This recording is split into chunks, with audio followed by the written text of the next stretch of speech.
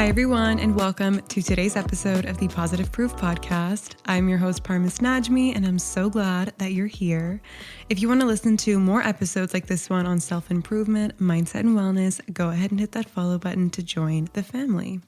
Before I get into today's episode, I just want to ask you guys for a quick and kind favor, and that is if you haven't yet left a review, I would absolutely appreciate if you could do so. It helps so much to build this podcast and help it grow so that we can increase the positive impact we make and just overall make it a bigger community. Also, if you are looking for daily motivation, follow me on Instagram at Positive Proof Podcast, where I post daily quotes that serve as sweet daily reminders. And if anyone is wondering how to leave episode requests, you can actually send me your thoughts via the DM me your thoughts link in the description or via Instagram DM as well. So let's get into today's conversation. I want to talk about something simple yet powerful, how to turn your day around when you're feeling off, because we have all had those days where just nothing seems to click. You know, you're tired, unmotivated, maybe a little stuck in your head. And the idea of a full reset feels exhausting in itself. And that's exactly why I want to give you 5 quick things that you can do today, things that don't require hours of effort, but can genuinely shift your mood and bring you back to yourself. We're going to talk about things like why taking a shower is way more than just hygiene. Studies show how cleaning one small corner of your space can change your whole mindset, and why movement doesn't need to look like a full-blown workout to make an impact. There's a couple more in there as well, but these are all things you can do in under an hour, but the ripple effect they can create can carry you through the rest of your day with so much more calm, clarity, and focus. Quick poll check-in though before we start. If you're tuning in from Spotify, let me know down below, what kind of reset do you need most right now? Is it mental, emotional, physical, or just all of the above? So without further ado, if you're ready, let's dive into these 5 grounding practices you can use anytime you need a reset. Okay, first thing is taking a shower. You know how sometimes the simplest things are the most powerful? Well, taking a shower is one of those things. And I don't just mean for hygiene or routine. I mean as a literal reset button for your day, for your energy, and for your mindset. There's something almost symbolic about stepping into the water and rinsing off everything that feels heavy, the overthinking, the stress, the today's just not it feeling. And you walk out and you're not just clean, you're lighter. And this isn't just a poetic thought. There's actual research behind it. Studies show that water can actually lower your cortisol, which is our stress hormone, and can literally calm down our nervous system. Even the sound of running water has been proven to put the brain into a more relaxed state. And if you've ever noticed that some of your best ideas come to you in the shower, you're not imagining it. Warm water increases blood flow to the brain, which boosts your creativity and clarity. And that's why it often feels like a reset for your mind as much as for your body. Now, I want to be clear. When I say take a shower, I don't mean make it an hour-long 12-step ritual, unless you want to. This isn't about turning your bathroom into a spa day. It's about efficiency. Just a 10-minute rinse can shift your entire energy. Like when I'm feeling off, sometimes, I don't wash my hair that often anyways, but I just let the water hit my skin, wash my face, maybe use a body wash that smells fresh, or even just close my eyes and just breathe. And that alone feels like I've stripped away a layer of stress. And I'll be honest, there are times when I resist this because when I'm feeling low, even getting myself into the shower feels like too much effort. But every single time I push past that resistance, I literally never regret it. It's like pressing restart on my mood. It's proof that small, quick actions often carry the most impact. And I think there's a metaphor here too. A shower is literally about letting go. The water carries away everything that doesn't serve you in that moment. It's like a reminder that energy is not stagnant. It moves.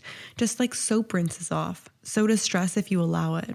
Sometimes I'll even make it more intentional. I'll imagine the negative thoughts and the stuck energy literally sliding down the drain with the water. It sounds a little woo-woo, but if you try it, it really works. Like I'm obsessed with my 10-minute rinses, and it's like therapy to me. Another tip, if you want to go deeper, play with temperature. A cold rinse at the end can be amazing for waking up your system and boosting circulation and snapping you out of that foggy, sluggish headspace. But if you're in need of comfort, stick to warm water and maybe add like a calming scent like lavender body wash. It's about matching your state to what you need in that moment. And here's the best part, it's quick. You don't need to set aside an hour of your day to start feeling better. You can literally decide, okay, I'm gonna hop in the shower for 10 minutes, and by the time you're out, you're gonna notice a shift. Not perfection, not that everything is magically solved, but enough of a shift to give you the energy to tackle the next thing on your list. And I want you to remember this. Sometimes feeling better doesn't mean fixing everything at once. It just means creating a little momentum, a little lightness. Taking a shower is one of those small, accessible acts of care that reminds you that you're not stuck.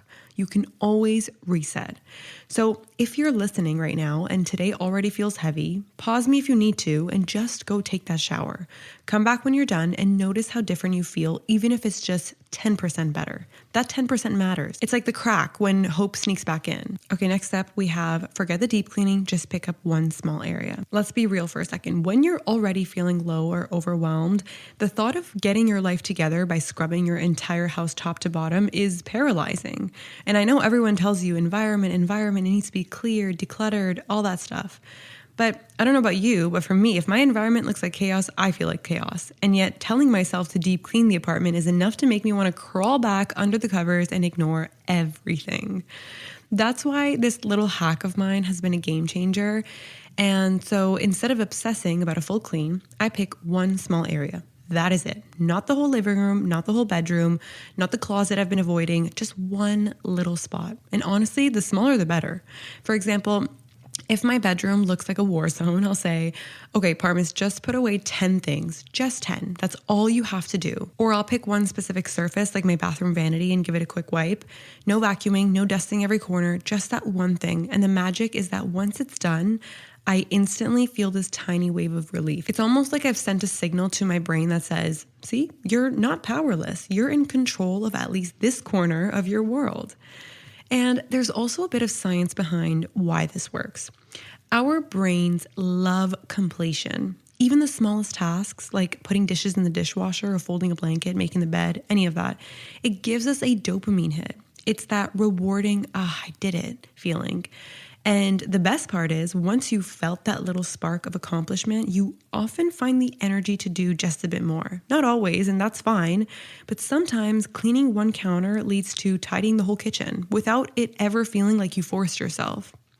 And here's the thing, when you're already down, productivity doesn't have to mean perfection. Because I used to have this all or nothing mindset and it stopped me from doing anything. So picking up 10 things isn't about having a spotless bedroom. Wiping down your vanity isn't about impressing guests. It's about shifting your internal state by shifting your environment, even just slightly. And I want to share something personal here. There was a time not too long ago when I was having one of those weeks where everything felt heavy. I hadn't been keeping up with any house chores. My laundry pile was threatening to take over my room, and I just didn't have the energy. I was so overworked. But one night I told myself, fine, just clear off your nightstand. That is it. I threw away some receipts, put my book back on the shelf, and wiped down the surface. Took me maybe 5 minutes, but the difference it made, immense. I went to bed that night feeling just a little lighter, and the next morning, waking up to a clean nightstand instead of a pile of clutter gave me this quiet sense of calm. It reminded me that I can shift my energy even if the bigger problems are still waiting for me. And I think sometimes we underestimate the link between our space and our state of mind. When everything around you is messy, your thoughts mirror that mess. But you don't need to flip your whole life in one day. You just need to remind yourself that you are capable of creating order one corner at a time. So if you're listening and feeling stuck, I challenge you to pause and pick one tiny area right now. It could be your desk, it could be your coffee table, it could be just grabbing 3 things off the floor. Don't overthink it, just do it, and then notice a shift. Even if it's only 5%, because that 5%, it really matters. Because here's the truth, change doesn't always look like dramatic transformations. Sometimes it looks like a clean bathroom counter, or a made bed, or a pile of clothes finally hung up. Small wins, repeated often, change how you see yourself. And when you start seeing yourself as someone who can take action, that's when the bigger shifts in your life start to feel possible. So forget the deep clean, okay? Forget the pressure of tackling everything. Just start with one small area. I promise you that is more than enough. Okay, next up, we have forget the workout, just move your body. I think one of the biggest reasons people get stuck in a funk is because they feel like movement has to be this big, dramatic thing. Change into your gym outfit, drive to the gym, push through a full hour-long workout, sweat buckets, track every rep, all of it. And don't get me wrong, that can be amazing when you have the energy, but on the days when you're already feeling off, that is way, way too much pressure. That's why I always remind myself, movement doesn't have to mean a workout. It just has to mean that you move your body. That is it. And honestly, the less pressure you put on it, the more likely you are to actually do it. So here's how I like to think about it. Your body is like an emotional sponge. It holds on to stress, tension, overthinking, all of it. And when you stay still all day, that energy gets stuck. Now, movement, even in the smallest amount, wrings out that sponge. It creates flow again. You don't need 2 hours at the gym to feel that shift. Sometimes a 10-minute walk outside or a deep stretch on your bedroom floor can be enough to reset your entire mood. And I'll give you an example. Not too long ago, I was having one of those days where I felt mentally heavy. I feel mentally heavy pretty often, but I didn't want to do anything. I definitely didn't want to go to the gym, but I also knew that sitting in that energy all day wasn't going to help. So I told myself 10 minutes, put on a Joe Dispenza meditation, stretch, breathe, and move a little. That's all I did. No weights, no cardio, no fancy routine. And you know what? By the end of those 10 minutes, I felt like a completely different person. Not perfect, not glowing and cured of all stress, but just a little lighter, more clear, more present. And here's the part I love. When you shift your body, you shift your mind. Research actually breaks this up. Movement increases endorphins, those feel-good chemicals in your brain, and lowers cortisol, which is a stress hormone. But beyond the science, there is something spiritual about it too. Moving your body is a way of reminding yourself that you're alive, that you're not stuck, and that you can shift even in small ways. The trick is to make it easy. So if you tell yourself you need to work out for an hour, chances are you won't do it. But if you tell yourself you're just going to go for a walk around the block once, suddenly it feels doable. And sometimes once you're out there, you end up walking longer because you realize, oh wait, this actually feels good. But even if you don't, that one block is still a win. Let's take a quick break. Hey, quick question for you. Are you someone who wants to be fit, healthy, and happy? And what if I told you you could get your dream body by simply just listening to a podcast? I'm Josh. And I'm KG, and we are the hosts of the Fit, Healthy, and Happy podcast. Listen, we get it. Fitness isn't easy. Carbs, no carbs. Just stop, okay? It doesn't have to be that complicated. And that's why we made this podcast. We get straight to the facts so you can become your best you. So the way to check us out is click the link in the show notes or search Fit, Healthy, and Happy podcast on any of the major podcast platforms. We'll see you soon. I think the key is to let go of the all or nothing mindset because movement doesn't have to be perfect to count. You don't have to sweat through your clothes or burn 500 calories for it to matter. It matters because you showed up for yourself. It matters because you honored your body even in a small way. So if you're listening right now and today feels heavy, ask yourself, what's one way I can move for 10 minutes? It could be dancing around your kitchen while making dinner. It could be lying on your floor and doing a few stretches. Or it could be stepping outside and feeling the sun on your face as you walk down the street. Don't overthink it, just move. Movement isn't about sculpting your body, it's about shifting your energy. And when you're in a rut, that is exactly what you need. Not perfection and not punishment, just a little reminder that you can always, always reset. Next up on the list is you're gonna hydrate and then pour a cup of tea. This one might sound almost too simple, but hear me out. Drinking water and then making yourself a cup of tea are two small acts that when you're feeling off can shift your energy way more than you would expect. Here's why I put hydrate first. Most of us really underestimate how much dehydration messes with our mood.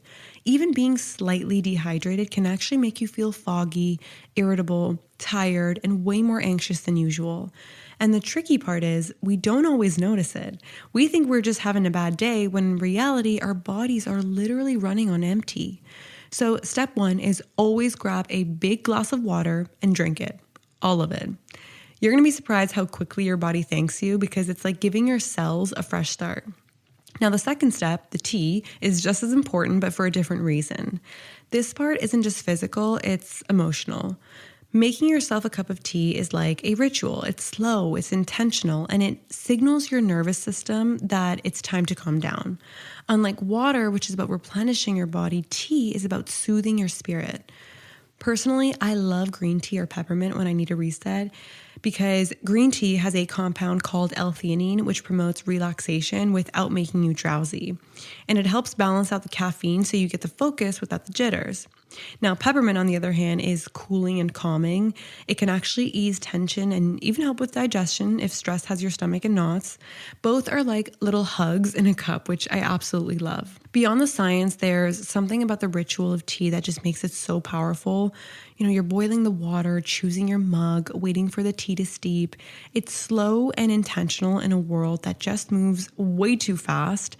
And that process alone is super grounding. Sometimes I'll even treat it as a mini meditation, listening to the kettle, breathing in the steam, holding the warmth of the mug in my hands.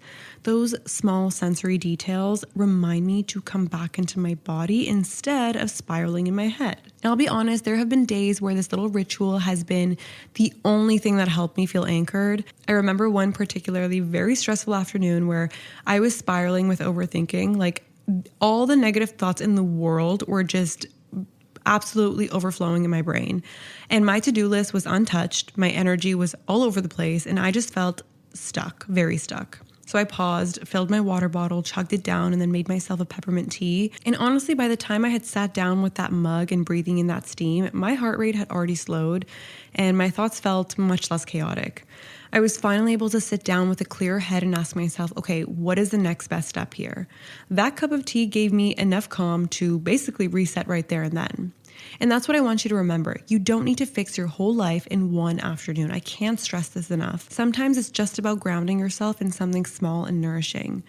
And hydration plus tea does exactly that. One takes care of your physical body and the other takes care of your emotional body. And together they create balance. So the next time you feel like you're spiraling, don't reach for your phone and don't scroll endlessly.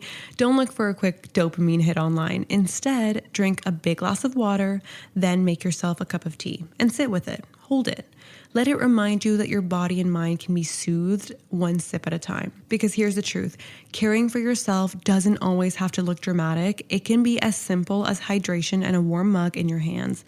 Sometimes that's exactly the reset that you need. Okay, lastly, we're going to create a plan or journal. One of the most powerful things that you can do when you're feeling off is to get the swirl of your thoughts in your head, out of your head, and onto paper. And there are two ways you can approach this: journaling or creating a plan. Both serve a slightly different purpose, but they work beautifully together. Let's start with journaling. Sometimes when you're stuck in a cycle of overthinking, the problem isn't that you don't know what's wrong, it's that you haven't given yourself space to name it. When your mind is spinning, writing your thoughts down can be like opening a window in a stuffy room. Suddenly there's air, there's clarity. Even if nothing changes externally, you've released some of that heaviness. Personally, I like to think of journaling as emotional decluttering. Just like we talked about cleaning one corner of your room, journaling clears a corner of your mind. You can free write, meaning you just put pen to paper and let whatever comes out, come out. No editing, no judgment. Or you can guide yourself with prompts, something like, what's bothering me right now? Or what do I need that I'm not giving myself? It doesn't have to be pretty or profound. The point is to just get it out on paper. And I also want to say this, you don't always need to figure out the solution right away. Sometimes giving yourself permission to pause is really the most healing thing you can do. If you're not in the mental state to solve the problem yet, tell yourself, I will come back to this when I'm calmer, clearer, and more resourced. That's not avoidance, that is self-respect. It's choosing to protect your energy first instead of forcing yourself to problem solve from a place of stress. And the truth is, solutions come much easier when you're grounded. So let yourself focus on you first and then revisit the issue when you're ready. Now, if you are ready, there's the second part, creating a plan. And this is where things shift from reflection to action. Once you've identified what's weighing on you, the question becomes, okay, what is one step I can take to feel better or to solve this? And that's where the plan comes in. And no, it doesn't have to be a 10-step strategy or color-coded calendar. Sometimes the best plan is one simple decision. So let me give you an example. A while ago, I was feeling completely overwhelmed with work and I kept cycling through the same thoughts. I'm behind, I don't know where to start, I'm failing. I wrote all of that down. And once it was out, I could see it more clearly. And then I asked myself, what's one thing I can do right now that would move me forward? The answer was tackle 3 things that I've been avoiding, just 3 things. So I made that my plan. And those 3 things were very quick things just to get me started. It wasn't the whole list and not the whole project. It was just a little action enough to break the spiral and give me momentum again. The key here is momentum. And that's the beauty of combining journaling with planning. Journaling gives you clarity, planning gives you direction. One empties your mind, the other refocuses it. Now, if you know exactly what's making you feel off, maybe it's a fight with someone, maybe it's procrastination, maybe it's uncertainty about a decision, journaling can help you process the emotions behind it, and planning can help you figure out the next tangible step. And if you don't know what's making you feel off, journaling can help you uncover it. Either way, you win. Now, here's a little reframe I want you to remember. Every problem has a solution. Maybe not a perfect one, maybe not an easy one, but a solution nonetheless. And when you stay stuck in your head, problems feel infinite. When you journal and then plan, they suddenly become finite. They become solvable. And if you're worried that journaling isn't your thing, don't overcomplicate it. Start with 1 page, even just a few sentences. Even a list of words that describe how you're feeling can be enough. The magic is in the act and not in the aesthetic. You don't need the perfect notebook or fancy pens, you just need to get it out. So the next time you feel caught in that vicious cycle of negative feelings, I want you to give yourself permission to stop looping. Sit down with a notebook or even the notes app on your phone and pour it out. And then when you're ready, either create a simple plan or set it aside and tell yourself you'll revisit it later. That's it. That's your reset. Because sometimes the path out of overwhelm isn't about tackling everything at once. It's about naming what's heavy and then deciding either to take one small action or to give yourself space until you're in a better state. That simple combination, clarity and compassion, can turn the entire day around. So there you have it, 5 small grounding resets you can turn to whenever you're feeling off. Take a shower, clean one small area, move your body, hydrate and make tea, and then journal or create a plan. What I love about these practices is how quickly and approachable they are. If you did all of them back to back, they really shouldn't take you more than an hour. 1 hour to put yourself back into a better headspace. And of course, if you don't have the full hour, you don't need to do all of it. Even just picking 1 or 2 can make such a big difference. The deeper, longer resets like a full home clean and a long workout or deep journaling session, those can come later when you have the energy. Think of what we talked about today as the entry point, a fast reset, a way to stop the spiral before it takes over. So the next time you wake up and your day just feels off, come back to this episode, pick 1 or 2 things and do them right away, and notice how different you feel. Not perfect, not 100% better, but just lighter and more grounded, more you. So if this episode helped you, I'd love if you could share it with someone who might need a quick reset too. And don't forget to check out the poll. I always love hearing where you're at. And remember, a reset doesn't have to be big to be powerful. To everyone who made it this far, I appreciate you so much. And I can't wait to chat with you again in next week's episode. Lots of love, Parmis.